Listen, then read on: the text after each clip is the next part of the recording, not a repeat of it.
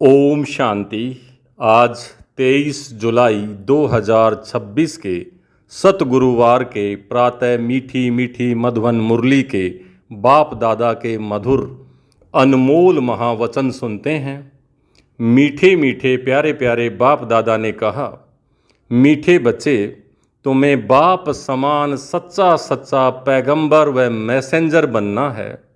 सबको घर चलने का मैसेज देना है।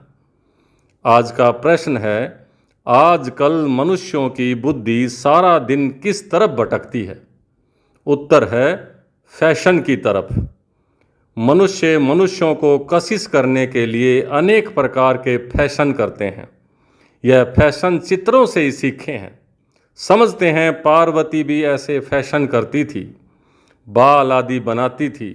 बाबा कहते, तुम बच्चों को इस पतित दुनिया में फैशन नहीं करना है। तुम्हें तो मैं ऐसी दुनिया में ले चलता हूँ जहाँ नेचुरल सुंदरता रहती है, फैशन करने की दरकार ही नहीं। गीत चला, तुम ही हो माता पिता, तुम ही हो बंधु सखा, तुम ही हो सर्वस्व। ओम शांति। बच्चों ने गीत सुना। जब महिमा गाते हैं तो बुद्धि ऊपर चली जाती है। आत्मा ही बाप को कहती है वही खिवैया है, पतित पावन है अथवा सच्चा सच्चा मैसेंजर है। बाप आकर आत्माओं को मैसेज देते हैं और जिसको मैसेंजर व पैगंबर कहते हैं, कोई छोटे व बड़े होते हैं, वास्तव में वह मैसेज व पैगाम देते नहीं हैं। यह तो झूठी महिमा कर दी है। बच्चे समझते हैं सिवाय एक के इस मनुष्य सृष्टि पर और किसी की महिमा नहीं है। सबसे जास्ती महिमा इन लक्ष्मी नारायण की है, क्योंकि यह है नई दुनिया के मालिक। सो भी भारतवासी जानते हैं। दुनिया वाले सिर्फ इतना जानते हैं कि भारत प्राचीन देश है। भारत में ही गॉड गॉडेज देवी देवताओं का राज्य था। श्री कृष्ण को भी गॉड कह देते हैं। भारतवासी इन्हों को भगवान भगवती कहते हैं, परंतु यह किसी को पता नहीं है कि यह भगवान भगवती सतयुग में राज्य करते हैं। तो भगवान ने गॉड गॉडेज व राज्य स्थापन किया, तो बुद्धि भी कहती है कि हम भगवान के बच्चे हैं, तो हम भी भगवान भगवती होने चाहिए। सब एक के बच्चे हैं ना, परंतु भगवान भगवती सब अपने को कह नहीं सकते। उन्हों को कहते हैं देवी देवताएं। यह सब बातें बाप बैठ समझाते हैं। भारतवासी कहेंगे कि हम भारतवासी पहले नई दुनिया में थे। नई दुनिया को तो सब चाहते हैं। बापूजी भी नई दुनिया, नया राम राज्य चाहते थे, परंतु राम राज्य का अर्थ बिल्कुल भी नहीं समझते थे। आजकल मनुष्यों को अपना अहंकार कितना है। कलयुग में है पत्थर बुद्धि, सतयुग में है पारस बुद्धि, परंतु यह किसी को समझ नहीं है। भारत ही सतयुग में पारस बुद्धि था, अब भारत कलयुग में पत्थर बुद्धि है। मनुष्य तो इनको ही स्वर्ग समझते हैं। कहेंगे स्वर्ग में विमान थे, बड़े बड़े महल थे, वह तो सब अभी हैं। साइंस कितनी वृद्धि को पाई हुई है, कितना सुख है, फैशन आदि कितना है। बुद्धि सारा दिन फैशन पिछाड़ी ही रहती है। आर्टिफिशियल सुंदर बनने के लिए बाल आदि कैसे बनाते हैं, कितना खर्चा करते हैं, यह सब फैशन निकला है चित्रों से।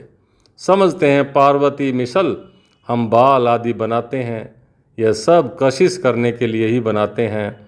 आगे पारसी लोगों की स्त्रियां मुंह पर काली जाली पहनती थी कि कोई देखकर आशिक ना हो जाए। इसको कहा जाता है पतित दुनिया। गाते हैं तुम ही हो माता पिता, तुम ही हो बंधु सखा, तुम ही हो, परंतु यह किसी को किसको कहना चाहिए ये पता नहीं। माता पिता कौन हैं ये भी नहीं जानते। माता पिता ने जरूर वर्षा दिया होगा। बाप ने तुम बच्चों को सुख का वर्षा दिया था। कहते भी हैं बाबा हम तो आप बिगर और किसी से नहीं सुनेंगे। अभी तुम जानते हो शिव बाबा की महिमा गाई जाती है। ब्रह्मा की आत्मा भी खुद कहती है हम सो पावन थे अब पतित बने हैं।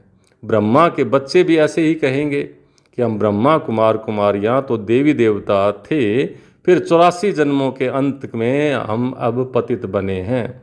तो नंबर 1 पावन, वह नंबर 1 पतित। जैसे बाप वैसे बच्चे। यह खुद भी कहते हैं, शिव बाबा भी कहते हैं कि मैं आता हूँ इनके बहुत जन्मों के अंत में। जो पहले नंबर में पूज्य लक्ष्मी नारायण की डिनाइस्टी में थे, अब है संगम। तुम कलयुग में थे, अब संगम युगी बने हो।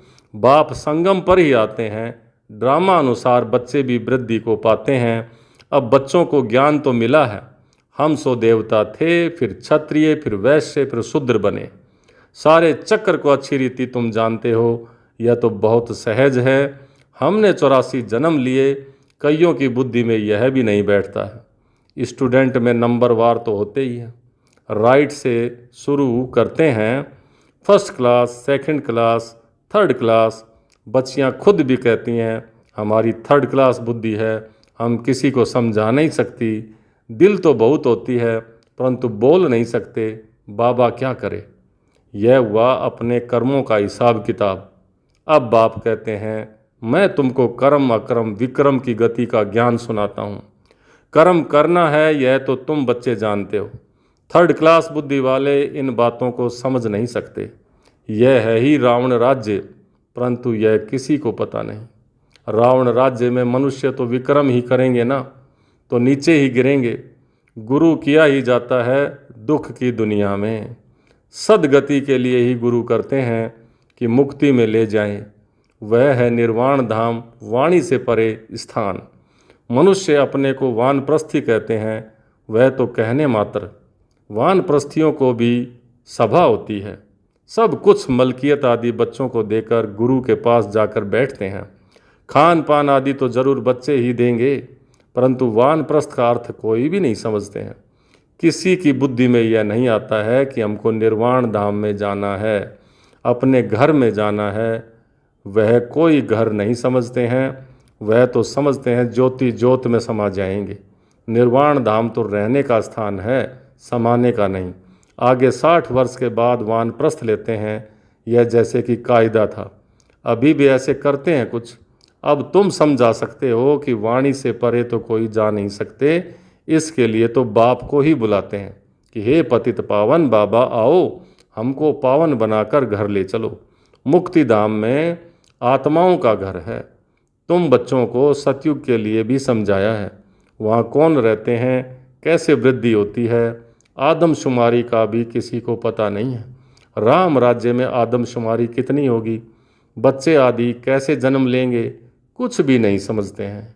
कोई भी विद्वान आचार्य पंडित नहीं जो इस ड्रामा के चक्कर को कोई समझ सके और समझा सके। 84 लाख का चक्कर हो कैसे सकता है। कितनी रोंग बातें हैं, बिल्कुल सूत ही मुझा हुआ है। बाप समझाते हैं अभी तुम जानते हो। बाप ने कर्म अकर्म विक्रम का सारा राज समझाया है। सतयुग में तुम्हारे कर्म अकर्म ही होते हैं। वहाँ कोई बुरा कर्म होता ही नहीं, इसलिए कर्म अकर्म हो जाते हैं, न पाप न पुण्य। यहाँ मनुष्य जो भी कर्म करते हैं वह विक्रम हो जाते हैं। अभी तुम बच्चे जानते हो, हम छोटे बड़े सब की सारी दुनिया की वानप्रस्थ अवस्था है। सब वाणी से परे जाने वाले हैं। कहते हैं हे पतित पावन आओ, हमको आकर पावन बनाओ। परंतु जब तक पावन दुनिया नहीं है, यहाँ पतित दुनिया में पावन तो कोई रह नहीं सकते। यह जो भी पतित दुनिया है अब सब खत्म हो जानी है। तुम जानते हो हमको फिर से नई दुनिया में जाना है। कैसे जाएंगे, यह सारी नॉलेज है। यह है नई नॉलेज, नई दुनिया, अमरलोक व पावन दुनिया के लिए। तुम अभी संगम पर बैठे हो। यह भी जानते हो दूसरे जो भी मनुष्य हैं ब्राह्मण नहीं हैं, वह कलयुग में हैं। हम सब ब्राह्मण संगम पर हैं। अब जा रहे हैं सतयुग में। बरोबर यह संगम युग है। वह तो है ही स्वर्ग, उनको संगम नहीं कहा जाता। संगम है अभी। यह संगम युग सबसे छोटा है। इसको लीप युग कहा जाता है, जिसमें मनुष्य पाप आत्मा से धर्म आत्मा बनते हैं। इसलिए इसको धर्माऊ युग भी कहा जाता है। कलयुग में सभी मनुष्य अधर्मी हैं। यहाँ तो सभी धर्मात्मा होते हैं। भक्ति मार्ग का कितना बड़ा प्रभाव है। ऐसी पत्थर की मूर्तियाँ बनाते हैं जो देखने से ही दिल खुश हो जाए। वह है पत्थर पूजा। शिव के मंदिर में कितना दूर दूर से जाते हैं पूजा के लिए। शिव का चित्र तो घर में भी रख सकते हैं, फिर इतना दूर दूर क्यों भटकना चाहिए। यह ज्ञान अब बुद्धि में आया है। अब तुम्हारी आँख खुली है, बुद्धि के कपाट खुले हैं। बाप ने तुमको नॉलेज दी है। परम पिता परमात्मा इस मनुष्य सृष्टि का बीज रूप ज्ञान का सागर नॉलेजफुल है। आत्मा भी वह नॉलेज धारण करती है। आत्मा ही प्रेसिडेंट आदि बनती है। मनुष्य तो देह अभिमानी होने के कारण देह की ही महिमा करते रहते हैं। अभी तुम समझते हो आत्मा ही सब कुछ करती है। तुम आत्मा 84 जन्मों का चक्र लगाए बिल्कुल ही दुर्गति को पाई हुई हो। अभी हम आत्मा ने बाप को पहचाना है, बाप से वर्षा ले रहे हैं। आत्मा को शरीर तो जरूर धारण करना पड़े। शरीर बिगर आत्माएं कैसे बोलें, कैसे सुने। बाप कहते हैं मैं निराकार हूँ, मैं भी शरीर का आधार लेता हूँ। तुम जानते हो शिव बाबा इस ब्रह्मा तन से हमको सुनाते हैं। यह बातें तुम ब्रह्मा कुमार कुमारियाँ ही समझते हो। तुमको अब ज्ञान मिला है ब्रह्मा द्वारा आदि सनातन देवी देवता धर्म की स्थापना होती है। वही बाप अब राजयोग सिखा रहे हैं। इसमें मुझने की कोई बात नहीं है। शिव बाबा हमको समझाते हैं, फिर हम औरों को समझाते हैं। हमको भी सुनाने वाला शिव बाबा ही है। अभी तुम कहेंगे हम पतित से पावन बन रहे हैं। बाप समझाते हैं यह है ही पतित दुनिया, रावण का राज्य है ना। रावण पाप आत्मा बनाते हैं, यह और कोई भी नहीं जानते हैं। भल रावण की एफिजी जलाते हैं, परंतु कुछ भी समझते नहीं हैं। सीता को रावण ले गया, यह किया, कितनी कथाएं बैठ लिखी हैं। जब बैठ करके सुनते हैं तो रो लेते हैं। वह है सब दंत कथाएं। बाबा हमको विक्रमाजीत बनाने के लिए समझाते हैं। कहते हैं मामेकम याद करो, कहाँ भी बुद्धि नहीं लगाओ। शिव बाबा ने हमको अपना परिचय दिया है। पतित पावन बाप आकर अपना परिचय देते हैं। अब तुम समझते हो कितना मीठा बाबा है जो हमको स्वर्ग का मालिक बना रहे हैं। तो अब हमें उस एक बाप को ही याद करना है। अच्छा, मीठे मीठे सिकलिदे बच्चों प्रति मात पिता बाप दादा का याद प्यार और गुड मॉर्निंग। रूहानी बाप की रूहानी बच्चों को नमस्ते। हम रूहानी बच्चों की रूहानी बाप दादा को याद प्यार, गुड मॉर्निंग और नमस्ते। नमस्ते मीठे बाबा, बहुत बहुत शुक्रिया आपका। धारणा के लिए मुख्य सार, पहला, कर्म अकर्म और विक्रम की गति को जान श्रेष्ठ कर्म करने हैं। ज्ञान दान कर धर्मात्मा बनना है। दूसरा, यह वानप्रस्थ अवस्था है। इस अंतिम घड़ियों में पावन बनकर पावन दुनिया में जाना है। पावन बनने का मैसेज सबको देना है। आज का वरदान, पास विद ऑनर बनने के लिए सर्व द्वारा संतुष्टता का पासपोर्ट प्राप्त करने वाले संतुष्ट मणि भव। पास विद ऑनर बनने के लिए सर्व द्वारा संतुष्टता का पासपोर्ट प्राप्त करने वाले संतुष्ट मणि भव।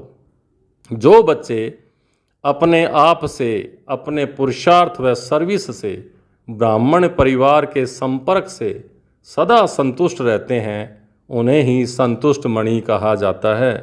सर्व आत्माओं के संपर्क में अपने को संतुष्ट रखना व सर्व को संतुष्ट करना, इसमें जो विजयी बनते हैं वही विजय माला में आते हैं। पास विद ऑनर बनने के लिए सर्व द्वारा संतुष्टता का पासपोर्ट मिलना चाहिए। यह पासपोर्ट लेने के लिए सहन करने व समाने की शक्ति धारण करो। आज का स्लोगन, रहम दिल बन सेवा द्वारा निराश और थकी हुई आत्माओं को सहारा दो। रहम दिल बन सेवा द्वारा निराश व थकी हुई आत्माओं को सहारा दो। ये अव्यक्त इशारे, ज्वाला स्वरूप स्थिति में रह शक्तिशाली याद का अनुभव करो। पावरफुल याद के लिए सच्चे दिल का प्यार चाहिए। सच्ची दिल वाले सेकंड में बिंदु बन बिंदु स्वरूप बाप को याद कर सकते हैं। सच्ची दिल वाले सच्चे साहब को राजी करने के कारण बाप की विशेष दुआएं प्राप्त करते हैं, जिससे सहज ही एक संकल्प में स्थित हो ज्वाला रूप की याद का अनुभव कर सकते हैं। पावरफुल वाइब्रेशन फैला सकते हैं। सच्चाई की शक्ति के कारण दिमाग भी समय पर युक्ति युक्त यथार्थ कार्य कराता है। कोई भी उल्टा कार्य हो नहीं सकता। अच्छा, ओम शांति।